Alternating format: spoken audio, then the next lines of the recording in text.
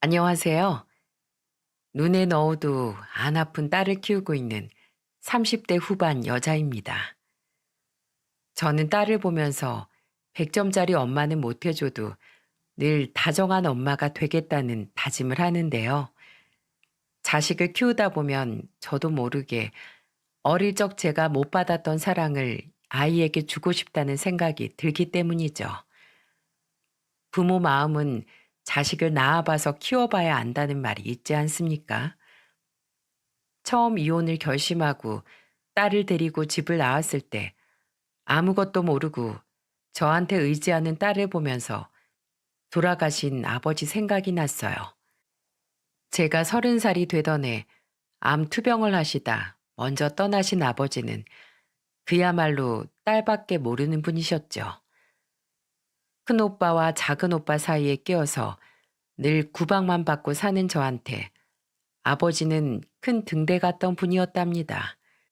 늘 큰 잘못도 아닌 작은 잘못 때문에 늘 엄마한테 별소리를 다 듣고 컸어요. 엄마는 항상 아들이 최고였던 분이셨는데 저 초등학교 시절에 오빠나 남동생 신발만 옆으로 밀어도 호통을 치면서 저한테 잔소리를 늘어놓으셨습니다. 야, 누가 내 아들 신발을 옆으로 치워? 항상 신발장 한가운데는 네 오빠랑 동생 신발이 있어야 된다고 했어, 안 했어? 기집애가 돼가지고 멀쩡한 내 아들 다 앞길 막으려고 작정했어. 물건을 놓더라도 늘 제 물건은 맨 밑바닥이었고 오빠 남동생 물건은 맨 위에 둬야 집안이 잘 풀린다면서 한 소리씩 하셨죠. 특히 빨래를 하나 하더라도 엄마는 제 빨래는 기집애 빨래라면서 따로 할 정도였습니다. 얼마나 아들밖에 모르는 사람이었는지 감이 오시나요? 이렇게 말도 안 되는 일로 엄마한테 혼나고 있으면 아버지는 늘 엄마를 말리면서 소리쳤어요. 물건 좀 그냥 둘 수 있지. 뭘 그런 걸로 애를 잡아? 저놈들 공부 못하고 멍청한 게 왜 우리 영선이 탓이야? 쟤들이 머리 나쁜 거 괜히 딸 탓하지 마. 아버지와 엄마는 이렇게 극과 극이었어요. 엄마는 오로지 아들뿐이었고 아버지는 늘 구박받는 딸 감싸느라 바쁘셨죠. 어쩌다 학교에서 챙겨오라는 준비물이 있어도 엄마는 돈 아깝다고 여자가 공부해서 어디 써먹냐고 무시하기도 했죠. 그러면 아버지는 기가 죽어서 학교 가는 저를 따라와서 제 손에 용돈을 쥐어주며 이런 말을 해주셨어요. 영선아, 학교 앞에 문구점에서 준비물 사서 들어가. 이런 거 있으면 아빠한테 말했어야지. 아빠, 나 학교 다니지 말까? 엄마가 나는 배워봐야 써먹을 것도 없대. 학생이 공부를 해야지 무슨 소리야. 항상 제 편에서 늘 저를 아낌없이 응원해주던 가장 멋진 분이셨어요.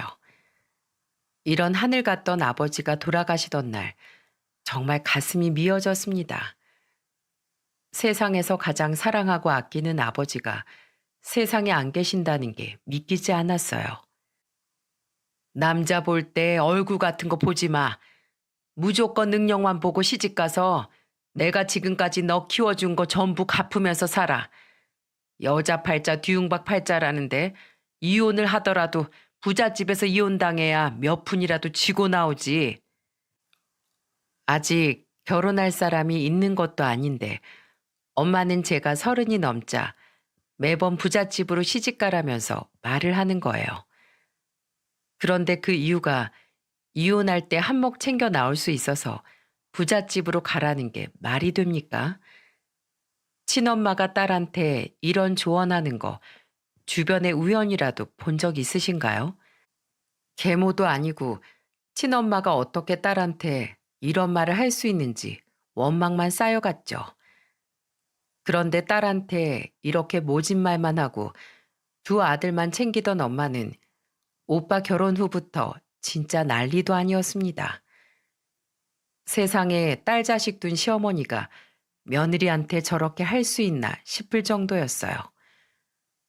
큰오빠가 결혼하고 나서 새언니랑 처음 맞는 명절 때 엄마는 새언니가 차린 상을 보면서 새해부터 호통을 치며 말했죠. 어쩜 넌 집안의 맏며느리가 돼가지고 밥을 이렇게밖에 못 떠나? 이게 사람 밥이야, 세모이야? 너 내 아들 밥도 이렇게 해주냐? 어머님, 속 안 좋다고 조금만 드신다고 하셔서 조금만 드린 건데 더 드릴까요? 얘 좀 봐. 그럼 지금 내 탓이라는 거야? 먹고 남기더라도 일단 상에 올리는 건 푸짐하게 차려야지. 내가 불시에 찾아가서 내 아들 밥상 어떻게 차리나 확인할 거야. 각오해. 속 안 좋다고 밥 생각 없다던 엄마는 새언니가 밥 조금 퍼줬다고 잔소리를 하고 있던 거예요. 그때 시집 오자마자 아무것도 모르고 엄마의 말도 안 되는 잔소리를 듣는 새언니를 보니까 제가 다 마음이 아팠습니다. 그래서 저는 그때마다 새언니를 위로하기도 하고 새언니 대신 엄마한테 큰 소리도 쳐봤어요. 하지만 제가 말린다고 말려질 엄마였겠습니까? 불시에 집에 찾아가겠다고 선전포고한 엄마는 정말로 오빠 집에 수시로 드나들기 시작한 거예요. 그리고는 매일같이 오빠가 뭘 먹는지, 영양제는 잘 챙겨주는지 확인을 해왔던 겁니다. 결국 참다 못한 새언니가 시댁까지 찾아와서 이혼하겠다면서 큰 소리를 치면서 말했죠. 저 이혼할게요. 저는 남편이랑 잘 살겠다고 결혼한 거지 어머님 아들 데려다가 키우려고 결혼한 게 아니에요. 그러니까 어머님 아들 데려가서 마저 더 키우세요. 저는 그때 엄마가 오빠 집에 수시로 드나들고 있었다는 말에 정말 깜짝 놀랐어요. 새언니 말처럼 큰오빠는 몸만 컸지 생각하는 수준은 딱 초딩이나 다름없었습니다. 오죽하면 새언니도 엄마한테 다시 데려가서 더 키우라는 말을 했겠어요. 결국 오빠는 29살에 이혼을 하게 됐고 이혼 사유는 거의 엄마가 제공한 거나 다름없었죠. 이혼당한 오빠 충격이 클 거라고 한동안 엄마는 오빠를 아이 다루듯 대했어요. 이러니 오빠가 결혼해서 잘 살 수 있었겠습니까? 심지어는 사업한다고 매번 엄마한테 손 벌리기 일쑤였어요. 제가 볼 때는 정말 답 없는 사업인데도 엄마는 장남이 하는 일에 반기 드는 거 아니라고 그 돈을 전부 대주고 있던 겁니다. 정말 보기만 해도 답답한 모자였죠. 나이 먹은 장남한테도 이렇게 하는데 막내 동생한테는 어땠는 줄 아십니까? 저희 집이 그렇게 잘 사는 편도 아니었는데 막내는 아르바이트 해본 적도 없었습니다. 게다가 28살에도 번듯한 직장 하나 없이 엄마한테 천하태평한 얼굴로 말했죠. 엄마, 나 용돈 내가 말하기 전에 미리 좀 줄 수 없어? 엄마가 우리 아들 용돈 주는 날인 거 깜빡했네. 자, 여기. 안 그래도 없는 살림에 다 큰 아들 둘씩이나 거두면서 살고 있던 거예요. 혼을 내서 빨리 살 길을 찾게 해야 하는데 엄마는 매번 이렇게 아들을 옆에 끼고 챙기기 바빴죠. 제가 생각해도 엄마의 마음을 이해할 수가 없었어요. 제 사연을 듣고 있는 분들 중 아들 둔 부모님들은 이해가 가십니까? 저는 지금도 엄마가 어떤 마음으로 저희 삼남매를 키웠나 모르겠습니다. 이런 집안에서 자라서 그런지 몰라도 저는 남자가 자기 주장이 없는 걸 제일 싫어했어요. 오빠랑 남동생이 입만 열면 엄마 타령인 게 너무 한심해 보여서 남자는 남자다운 게 최고라고 생각했죠. 그러던 중 친한 지인과 우연히 갔던 술자리에서 남편을 만나게 됐던 겁니다. 그때 그 인간을 만나서 이렇게 사형까지 쓰게 될 줄 모르고 저는 그날 남편한테 한눈에 반했었답니다. 당시에도 남편은 시부 회사에서 같이 일을 하고 있었어요. 사업가 아버지를 닮아서 그런지 성격도 시원시원하고 강 다니는 게 참 멋있다고 생각했죠. 그날도 꽤 인원이 많은 모임이었는데 남편은 사람들을 리드하면서 큰 소리로 외쳤어요. 다음 장소는 여기보다 더 좋은데 우리 다 같이 2차로 가요. 사람들 앞에서도 기죽지 않고 분위기를 즐기면서 이끄는 모습이 신선하다 느꼈죠. 그래서 그날 끝까지 남아서 2차, 3차까지 가다가 남편과 가까워지게 됐어요. 그렇게 시작된 연애를 1년 정도 하게 되면서 결혼까지 이어지게 됐던 겁니다. 처음 결혼을 결심했을 때 시댁과 집안 차이가 나서 걱정이 되긴 했어요.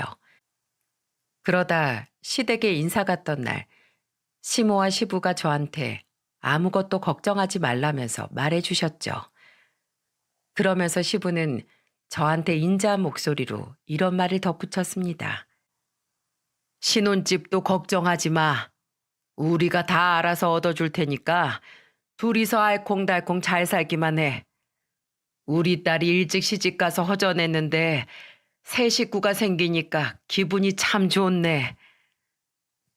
하나 있는 시누이는 일찍 결혼을 해서 가정을 꾸려 살고 있었어요. 그래서 시부는 제가 더 딸 같은 마음이 들어서 이것저것 더 해주시려는 것 같았죠. 게다가 시부는 남편이 30이 넘어도 철없는 줄로만 알았는데 저와 연애하고부터 다른 사람 같아졌다면서 좋아했어요. 그래서 신혼집도 서울의 시부가 얻어준 덕분에 넉넉하게 결혼 생활을 시작할 수 있었죠. 그때는 시모도 정말 좋은 사람이라는 생각이 들 만큼 좋은 말만 해주셨답니다. 우리 아들이 이제야 좀 어른스럽게 변한 것 같아서 내가 안심이 된다니까. 앞으로도 이렇게 우리 아들 옆에서 좋은 영향 주면서 잘 살아. 집안에 사람이 잘 들어야 된다는데 나는 우리 며느리가 참 마음에 쏙 드네.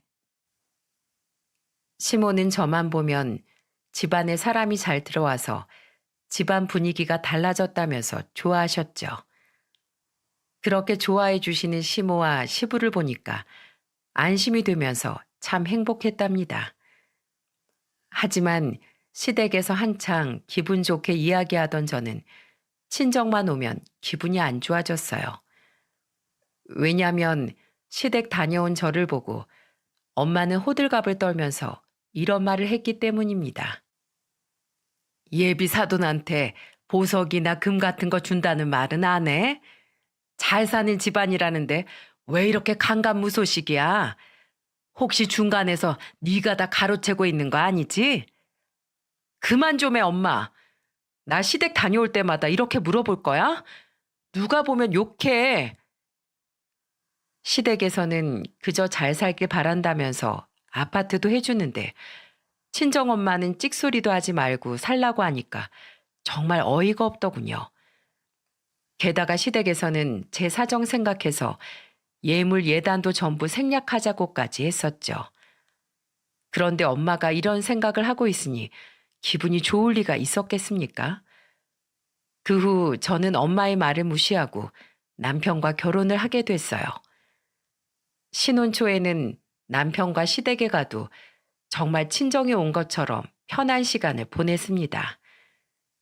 시모는 저희가 가면 미리 준비해둔 반찬을 챙겨주면서 이렇게 말했어요.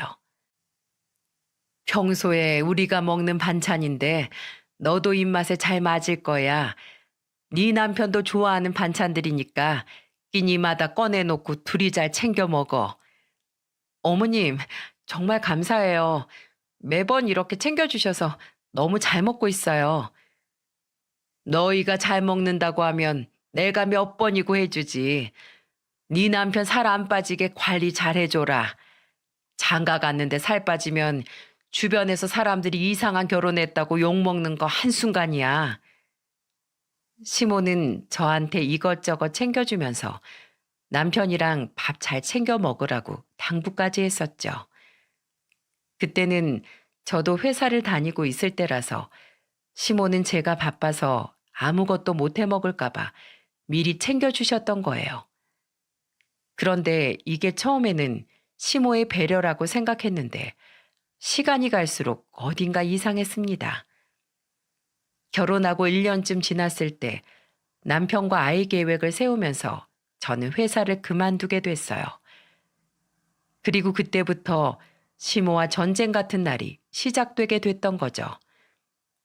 한 번은 남편과 시댁에 갔는데 시모가 체중계를 거실에 두고 저희를 기다리고 있는 겁니다. 그러더니 남편을 보면서 이런 말을 하는 게 아니겠어요? 경구야, 너 여기 좀 올라가 봐. 갑자기 체중계 올라가라고? 몸무게는 재서 뭐 하려고? 너 요즘 살이 쭉 빠진 것 같아서 그래. 얼른 올라가 봐. 남편은 시모 등살에 못 이겨 체중계에 올라갔고 그때 남편의 몸무게가 68kg이었죠. 남편 키가 175였는데 키에 비해 몸무게는 적당한 편이었어요. 그런데 시모는 남편 몸무게를 확인하고는 호들갑을 떨면서 저한테 이런 말을 하는 겁니다. 이게 무슨 일이야? 내가 우리 아들 살 안 빠지게 잘 관리하라고 했잖아. 항상 70kg가 좀 넘었는데 왜 갑자기 살이 빠져? 키 생각하면 정상 체중인 것 같은데요. 내가 내 아들을 잘 모른다는 거냐? 내가 준 반찬 혹시 너 혼자 집에서 다 먹는 거 아니지? 네? 그걸 저 혼자서 어떻게 다 먹어요?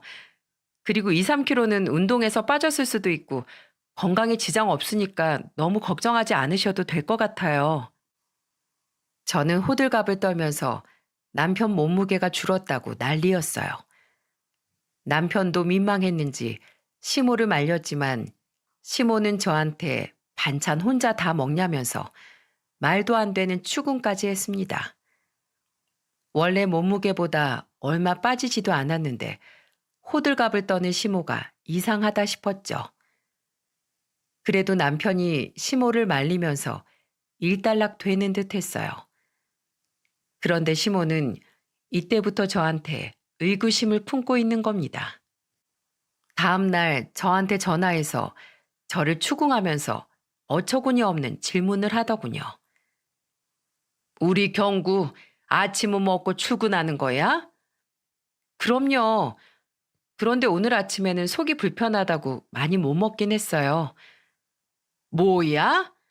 대체 아침을 어떻게 준비했길래 얼마 먹지도 못하고 나가? 너 아침 밥상에 뭐 올렸어? 김치찌개랑 어머님이 준 반찬 올렸어요. 애들도 아니고 아프다는데 어떻게 계속 먹으라고 해요? 네가 끓인 김치찌개가 맛이 없었던 거 아니야? 우리 경구 김치찌개 있으면 밥을 3공기씩 비우는데 그렇게 못 먹는다는 게 믿을 수가 없네. 어머님, 애도 아니고 제가 강제로 먹일 수 없잖아요. 그리고 저도 남편 챙길 만큼 챙기고 있어요. 그러니까 그냥 저 믿고 맡겨주세요. 내가 어떻게 믿어? 내일부터 너 아침 밥상 사진 찍어서 보내. 사진 안 보내면 매 끼니마다 우리 집 와서 먹게 할 거야. 그때 시모 말을 잘못 들은 줄 알았어요. 끼니마다 밥상 사진을 찍어서 보내라니 이게 말이 됩니까? 게다가 사진을 안 보내면 시댁으로 오게 하겠다는데 미칠 노릇이었습니다. 그래서 이런 상황을 남편한테 얘기해 봤어요. 그랬더니 남편은 저한테 한숨을 쉬면서 이렇게 말했죠. 그냥 사진 보내드리면 되잖아. 그게 뭐 그렇게 어려운 것도 아닌데 뭘 그렇게 고민하는 거야? 지금이야 사진 몇 장이어도 일단 보내기 시작하면 다른 것도 요구하실지 어떻게 알아. 내 입장에서는 부담스럽다는 거지. 나 정말 이런 말 안 하려고 했는데 나는 장모님이 용돈 보내달라고 해서 매달 50만 원씩 용돈도 드리고 있어. 뭐? 용돈을 보내고 있다고? 근데 왜 나한테 말 안 했어? 장모님이 우리 결혼하고 회사까지 찾아와서 계좌번호 찍어주면서 용돈 달라고 하시더라. 우리 결혼도 했고 사위니까 그냥 드리고 있는데 당신은 뭐 그 사진이 그렇게 어려워? 나도 사위 노릇하고 있으니까 당신도 우리 엄마한테 딱 그것만 좀 해줘. 우리 엄마 내가 막내 아들이라 아껴서 그러시는 거야. 저는 친정엄마가 기어코 남편한테 용돈을 받고 있었다는 사실에 깜짝 놀랐어요. 그런데 그런 사실을 말도 안 하고 묵묵히 용돈을 보내고 있었다고 생각하니까 남편한테 미안하기도 했죠. 그래서 결국 저는 남편과 대화를 하다가 며느리 노릇한다 생각하고 밥상 사진을 시모한테 보내기로 한 거예요. 알고 보니까 남편이 친정엄마 용돈도 모자라 생신이며 명절에도 알아서 사위 노릇을 하고 있어서 제가 시모 제안을 거절할 수가 없었습니다. 그렇게 시모한테 남편이 먹었던 밥상 사진을 보내자 시모는 남편이 먹고 얼마나 남겼는지도 볼 수 있게 사진으로 보내라는 거예요. 이게 무슨 임금님 밥상 차리는 것도 아니고 제가 생각해도 어이가 없었죠. 그래도 최대한 시모가 원하는 대로 잘 맞춰주고 있었습니다.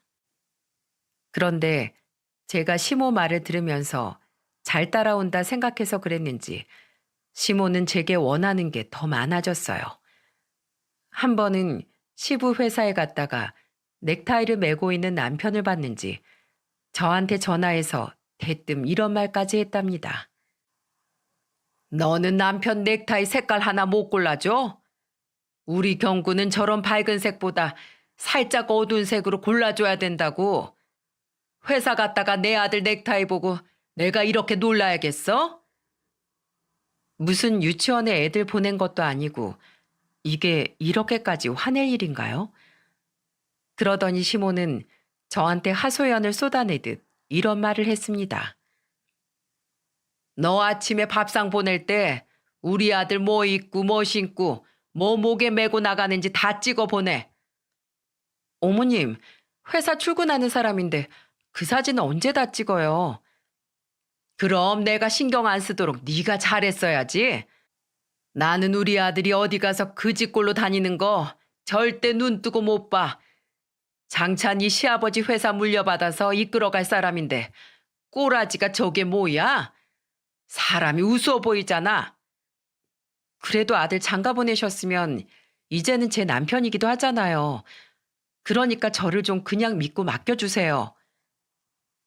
점점 시모의 말도 안 되는 요구에 미쳐버리겠더군요. 그래서 저는 더 이상 시모와 대화가 안 될 것 같아서 우선 생각해 보겠다고 하고 전화를 끊었습니다.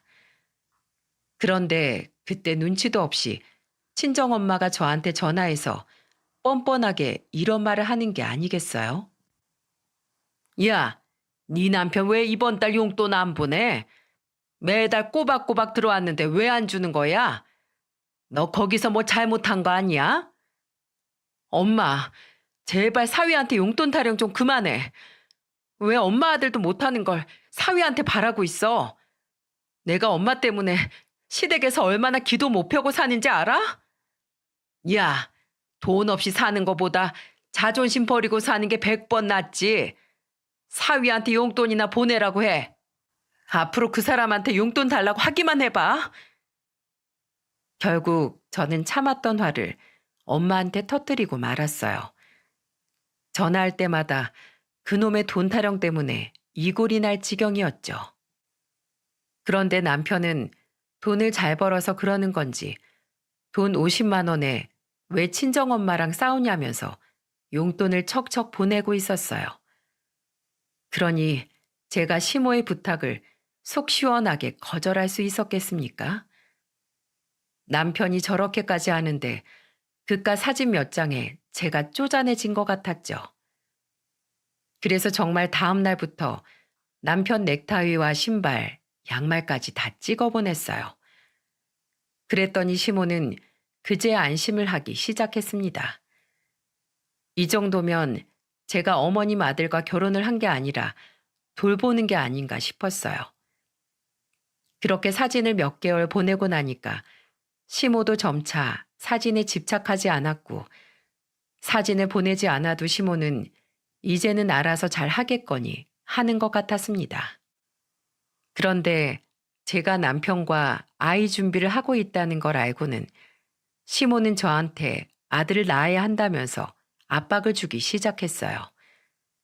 그러다 덜컥 임신이 됐는데 성별을 알기 전에는 시모가 집에서 쉬고 있는 저를 찾아와서 청소까지 해주며 말했어요.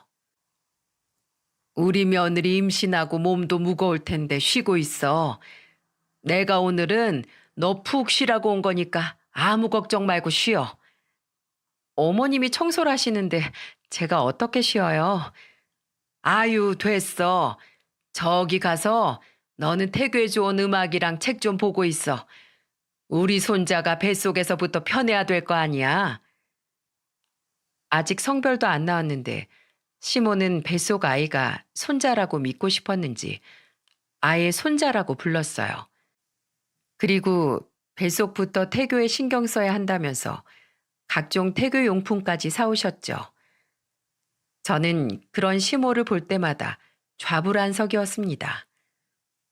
얼마나 스트레스가 심했으면 먹었던 음식을 토해내기까지 했었죠.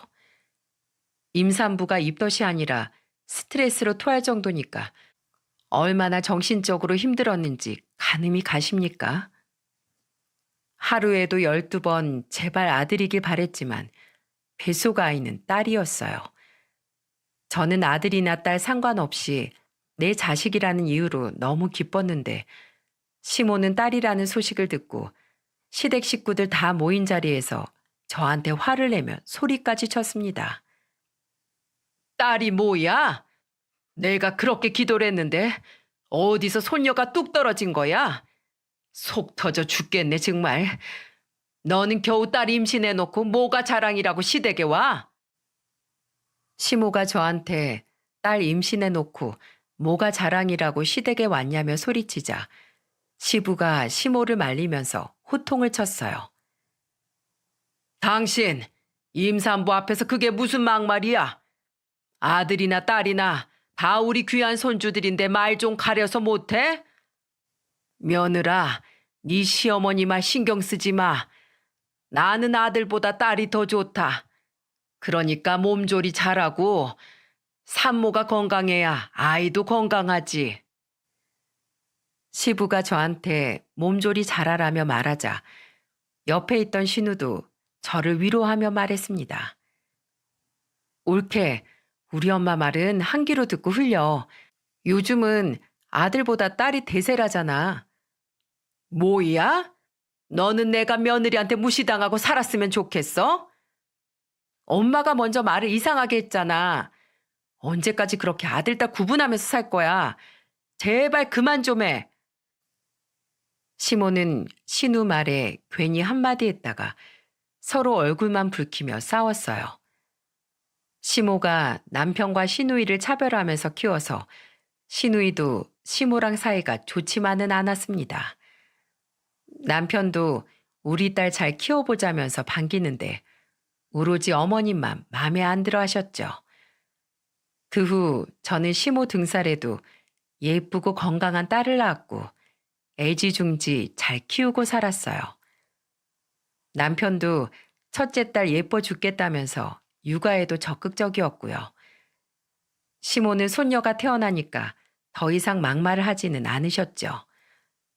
그렇게 시간이 어느 정도 흘렀을 때 제 모든 것이 변해 있었습니다.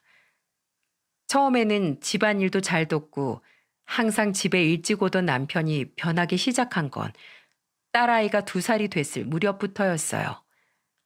매일같이 술을 퍼마시고 제정신이 아닌 채로 집에 들어오기 일쑤였죠.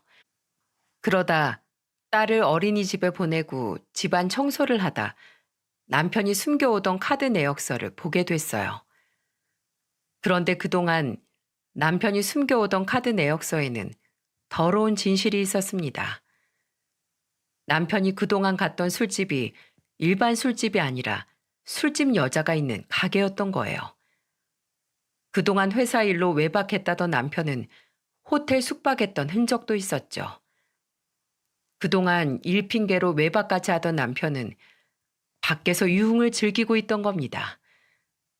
그날 저는 참았던 분노가 터졌고 그날 어김없이 또 술을 처마시고 온 남편과 단판을 짓게 됐어요.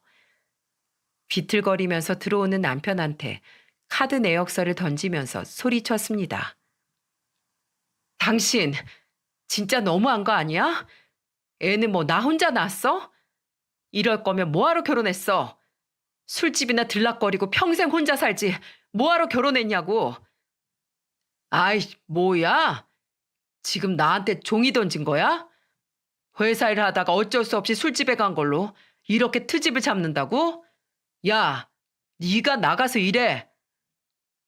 남편은 적반하장으로 저한테 화를 내더니 또 욕설을 퍼붓기 시작했어요. 그때 잔뜩 남편의 한마디가 저를 정말 참을 수 없게 만들었습니다. 야, 돌아가신 장인어른도 나처럼 일했을 텐데 뭐가 그렇게 청렴결백한 척이야? 남자들이 술집 안 가고 사회생활 할 수 있을 것 같아? 난 아무것도 몰라요 하면서 그런 술집 안 가면 처가댁에 있는 형님처럼 사업 말아먹고 한심하게 사는 거야. 뭐야? 그 입 안 닥쳐? 네가 뭔데 우리 아버지 얘기를 꺼내. 이게 그래도 뭘 잘했다고 되들어? 내가 말하면 알겠습니다 하고 가만히 있으라고 했지? 잔뜩 취한 목소리로 제 친정까지 무시하는 남편한테 큰 소리를 쳤더니 갑자기 분노하던 남편이 제 뺨을 내리치는 게 아니겠어요? 결국 어이없게 남편한테 선빵을 맞은 저는 그동안 참았던 분노를 담아서 남편 뺨을 똑같이 때렸습니다. 그랬더니 감히 자기 얼굴에 손을 댔다면서 저를 사정없이 때리기 시작했어요. 정말 그 순간이 아직도 무섭고 악몽을 꿀 만큼 무서웠죠. 그렇게 한참을 때리던 남편은 지쳤는지 안방으로 들어가 버렸습니다. 그제야 저는 남편한테 사정없이 맞은 곳들이 아파오기 시작했죠.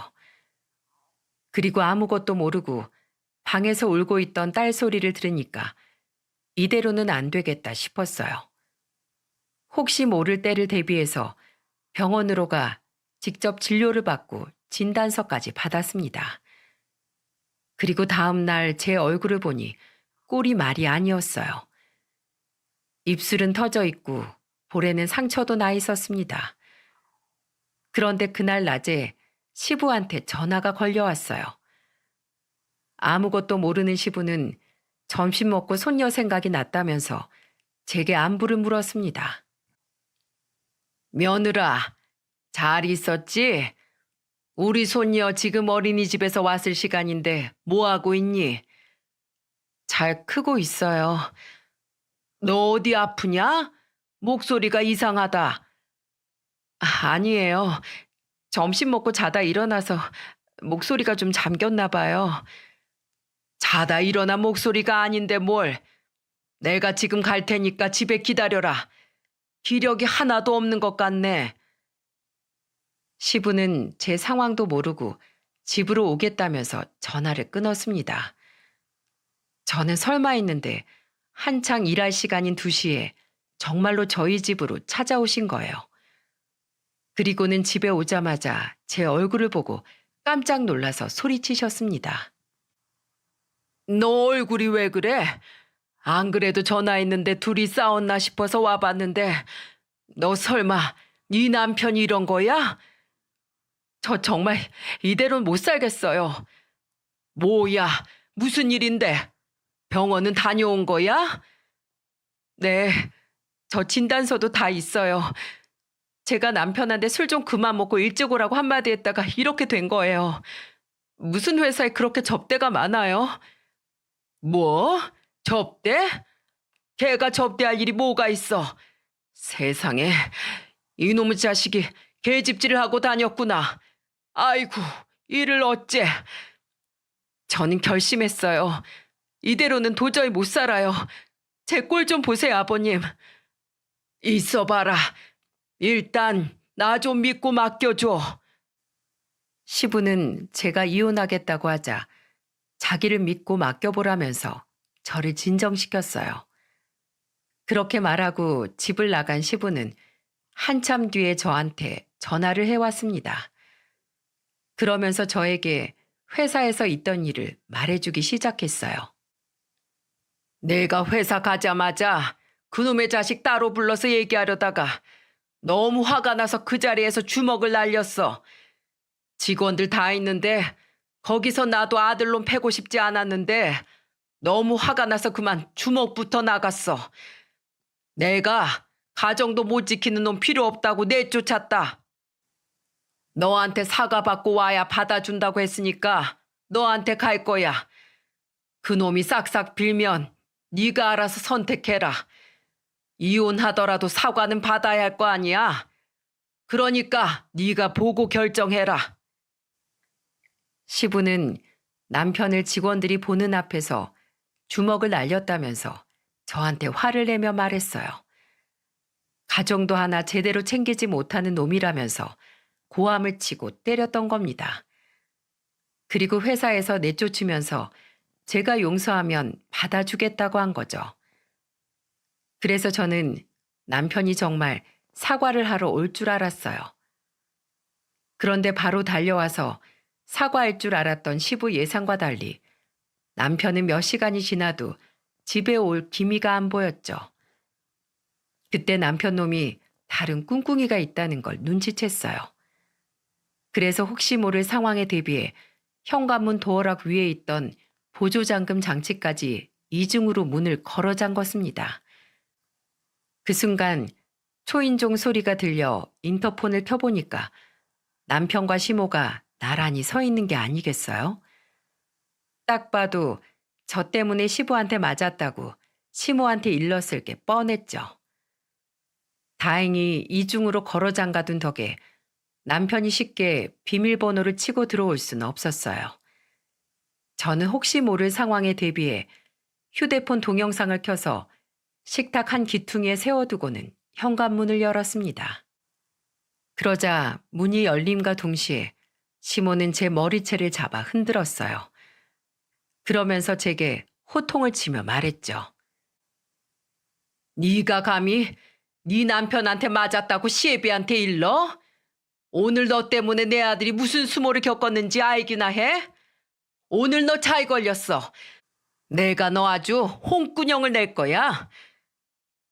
제가 시모한테 머리채 잡힌 걸 보고 남편은 실실 쪼개고 있었어요. 그 순간 너무 억울해서 눈물이 핑 돌았죠. 저는 시모한테 머리채 잡히고 10분 동안 맞고 욕먹고 정말 난리도 아니었습니다. 저는 일부러 계속 맞아줬어요. 그러자 시모는 이제 다 때렸다 싶었는지 손을 탁탁 털며 소리쳤습니다. 한 번만 더 시애비 믿고 까불기만 해봐. 그땐 이걸로 안 끝나. 저도 이걸로 안 끝나요. 지금 저한테 실수하신 거예요. 실수? 누가 실수했나 끝까지 한번 보자. 시모는 제가 하는 말에도 아랑곳 않더니 어디 두고 보자며 나가더군요. 그 뒤를 남편 놈이 쫄래쫄래 쫓아가다 저를 보더니 비아냥거리며 이런 말까지 했습니다. 그러니까 왜 입을 함부로 놀려서 이 꼴을 당해? 앞으로는 입 조심해. 이런 말을 남긴 남편은 시모 뒤를 바짝 쫓아갔어요. 진짜 약이 바짝 올라서 저 모자를 가만 안 두겠다고 다짐했죠. 저는 남편한테 마지막 문자를 남겼어요. 이혼해.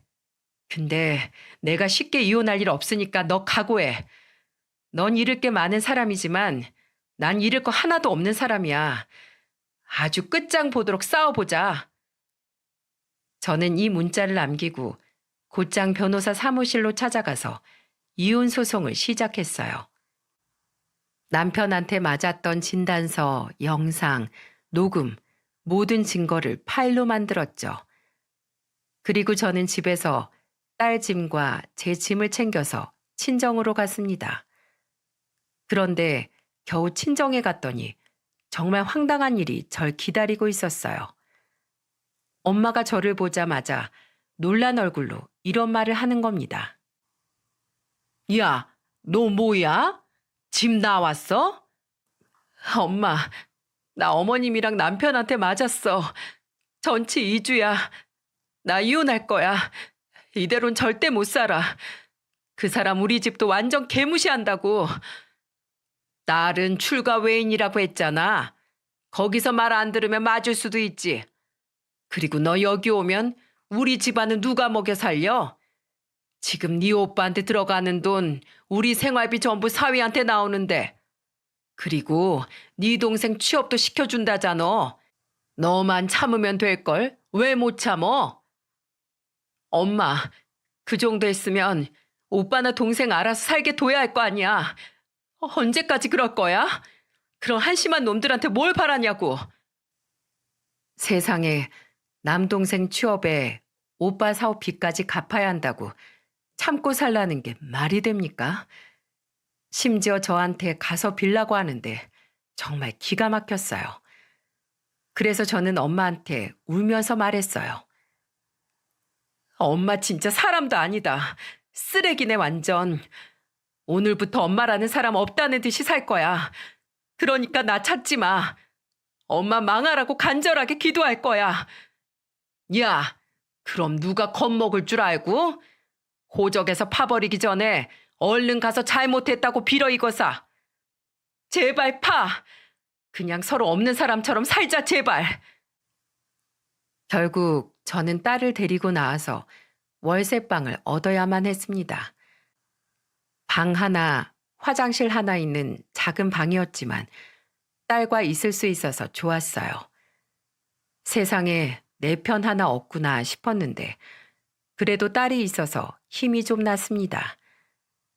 그리고 시부한테 시모가 저지른 폭행 영상, 각종 증거들을 보냈고 잠시 뒤 전화가 걸려왔어요. 시부는 힘이 쭉 빠진 목소리로 제게 말했습니다. 네가 보낸 거 다 봤다. 일단 우리 밥이나 함께 하면서 얘기 좀 하자. 처음에는 시부도 안 보려고 했는데 그동안 시부의 간절한 부탁에 딸을 데리고 나갔어요. 밥이 나와도 한수저도 편히 뜰 수가 없었어요. 하염없이 눈물만 흘리는데 시부가 제게 조심스럽게 말했습니다. 얘기 들었어. 그래, 어쩌겠냐. 내가 못난 아들 둔 죄다. 네가 하고 싶으면 이혼해. 그놈 회사에서 내쫓을 거야. 45살씩 처먹고 엄마 옆에서 정신 못 차리는 꼴 더는 못 본다. 원하는 조건이 뭐냐? 나한테 말해보렴. 없어요. 아버님한테 조건이 뭐가 있겠어요. 저는 아버님 말고 저 이렇게 만든 사람들이랑 단판 짓고 싶어요. 어머님이라고 부르고 싶지도 않아요. 저 벌써 다 고소했어요. 그 아줌마랑 그 자식 법에 처벌받는 거 볼 거예요. 네가 원한다면 그렇게 해. 그 여편네도 한번 당해봐야지. 그런데 일단 내 얘기 좀 들어줘. 시부는 제가 원하는 대로 하라고 했지만 요즘 세상에 아내 때린 남편으로 인터넷에 뜨면 회사 망하는 건 한순간 아니겠습니까? 평생을 일궈온 회사에 타격이 있을까봐 제게 이런 제안을 하셨어요. 너도 딸 직접 키우고 싶을 거 아니냐.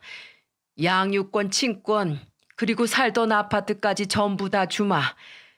그리고 정신적 배상도 다 따로 할게. 그러니까 한 번만 다른 방법도 좀 생각해 주면 안 될까? 내가 이렇게 부탁하마. 시부의 말에 마음이 흔들리기 시작했어요. 가정주부였던 제가 혼자서 딸을 키우기에는 경제적으로 어려움이 있을 수밖에 없었죠. 그래서 저는 시부한테 조건을 걸며 말했어요. 그럼 조건이 있습니다. 당장 그 아줌마랑 그 자식한테 정식으로 제게 사과하라고 하세요.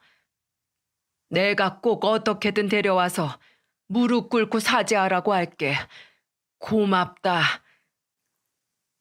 그렇게 시부는 걱정 말라면서 자리를 떠났어요.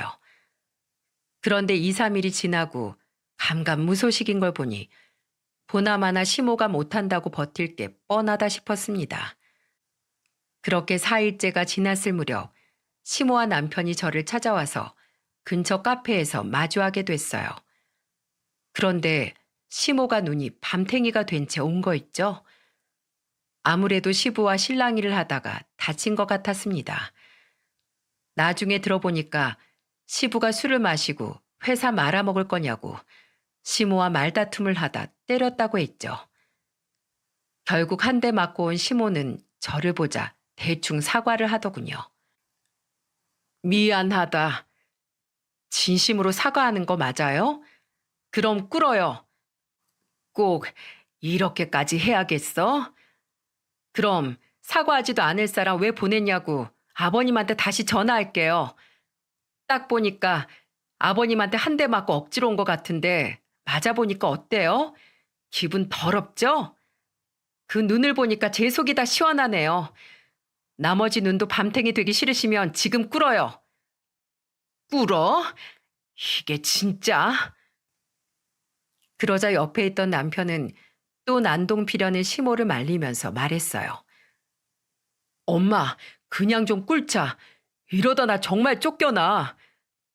내가 살다 며느리한테 무릎을 꿇게 생겼네. 결국 시모는 제 앞에 무릎을 꿇고 사죄했습니다.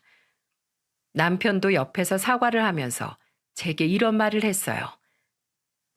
미안해. 내가 정말 생각이 짧았어. 시모는 그런 남편을 보더니 같이 고개를 숙였습니다. 그런 두 사람을 보며 저는 당당하게 말했어요. 어떠세요? 사람 못 살게 굴고 괴롭힐 때는 이런 상황 올 줄 몰랐죠? 사람 일 이렇게 한치 앞을 모르는 건데 제발 착하게 좀 사세요. 그동안 가족이라고 같이 산 세월이 수치스러워요. 저는 무릎을 꿇고 고개까지 숙인 두 사람을 두고 나왔어요. 시부는 회사를 지키기 위해 저를 설득했겠지만 시모와 아들한테도 질렸던 것 같았죠. 그래서 저는 그날 사과를 받고 시부와 긴 통화를 하고 고소를 취하했습니다. 제 딸을 위해서는 어쩔 수 없는 선택이었죠. 양육권, 친권, 아파트의 위자료, 정신적 피해 보상까지 전부 받고 딸과 같이 살 생각이었거든요. 시부는 앞으로 더 엮이지 않게 하겠다고 약속까지 해주셨습니다. 그렇게 시댁과 질긴 악연을 끊었는데 이제는 친정에서 난리예요. 큰오빠가 집을 담보로 사고를 쳐서 엄마가 길거리에 나앉게 생겼다고 제게 전화를 해서 울먹이더군요. 1억만 있으면 급한 불 끄는데 우리 좀 제발 살려줘. 누구세요? 저 아세요? 아들밖에 모르는데 아들만 보고 사세요. 이제 서로 남남이잖아요? 저는 단호하게 전화를 끊어버렸습니다. 그리고 차단하는 걸 잊고 있었는데 문자로 유방암이라면서 왔더군요. 진짜인지 거짓말인지 모르겠지만 이제는 남이라서 아예 번호를 바꾸고 왔답니다. 딸 팔아서 떵떵거리고 잘 살려고 했던 사람을 엄마라고 부르고 싶지도 않네요. 지금은 오로지 제 딸과 둘이서만 소소한 일상을 보내면서 살고 있답니다. 비록 가족은 많지 않지만 제가 부족함 없이 사랑을 주고 있어요. 이제는 제 목숨이다 생각하고 딸을 지키려고 합니다. 요즘에는 시부와 한 번씩 보면서 지내고 있어요. 옛말에 열 사위는 안 미워도 한 며느리가 밉다는 말이 있죠. 팔은 안으로 굽는다지만 며느리도 자식인데 왜 그렇게 미울까 싶네요. 딸 같은 며느리까진 아니더라도 가족으로서 동등하게 지낼 수 있었으면 좋겠습니다. 물론 제가 겪은 시댁만 있지 않겠죠. 혹시나 새 가족을 보는 분들이 있다면 좋은 마음으로 감싸주세요. 그럼 분명히 다복한 가정이 될 게 분명합니다. 제 사연을 들은 분들은 각자 인생을 위한 귀중한 선택을 하며 행복하시길 바랄게요.